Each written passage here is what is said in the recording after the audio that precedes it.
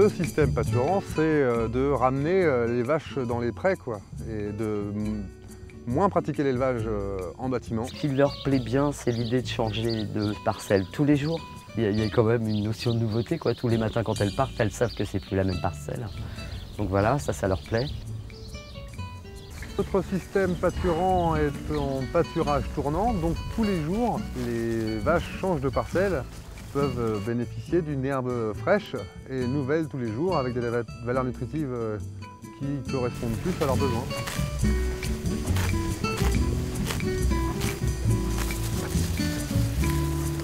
Donc ici on a de la fétuque qui elle pousse plus facilement dans des sols, sur des sols séchants comme chez nous. On a aussi des raigrins.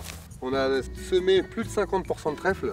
Les mélanges avec beaucoup de trèfle permettent de produire beaucoup de lait, quoi. Voilà. Il faut de la protéine dans l'herbe pâturée pour que les vaches produisent. Nous n'utilisons pas d'intrants extérieurs ou chimiques. Ce ne sont que les fumiers et les déjections animales qui suffisent à l'exploitation. Il y a 55 parcelles d'1 hectare. Il a fallu découper toutes les parcelles en 1 hectare.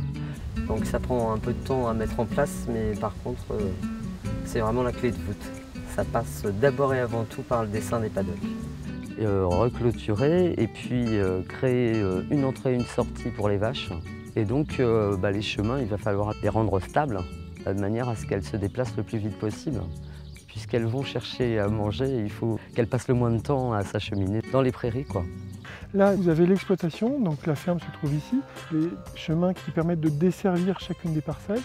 Et on a fractionné la surface en parcelles qui correspondent en besoins moyens pour les vaches sur une journée.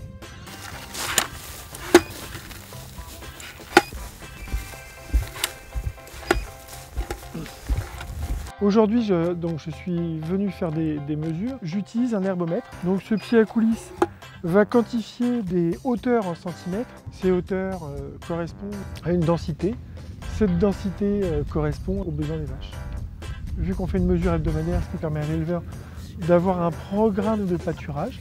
Donc quand on repart de l'exploitation, l'éleveur sait pour la semaine à suivre dans quelle parcelle il sera le lundi, le mardi, le mercredi, et ainsi de suite jusqu'au lundi suivant. Et comme ces mesures elles sont réalisées depuis des années, j'ai des données de prévision. Et par rapport à ces données de prévision, je connais la courbe de production de l'herbe sur une année. Donc je la modifie en fonction des conditions climatiques actuelles. Et donc ça va me permettre de pouvoir faire de la prévision et de dire quelle va être la croissance sur la semaine prochaine. Ça me permet de définir combien d'animaux je vais pouvoir nourrir par rapport à la croissance.